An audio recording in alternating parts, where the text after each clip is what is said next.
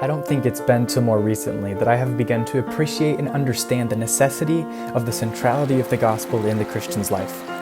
Guys, there are so many people in this world who have absolutely no idea what the gospel is.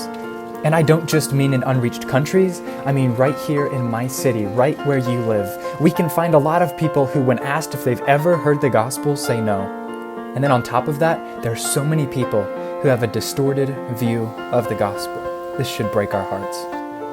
And we can't change these people, not only because God is the only one who can do it, but because sometimes we don't know the gospel as we ought.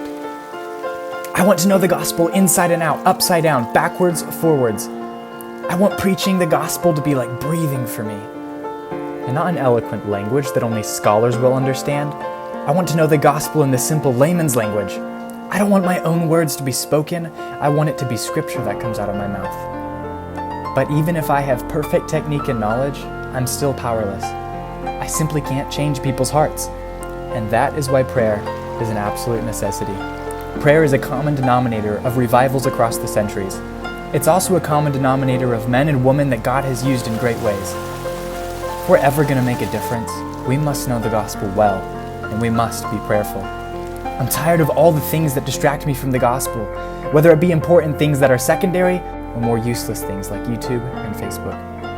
What will it matter whether or not I saw incredibly talented people playing a song on YouTube when I stand before God to give an account for my life?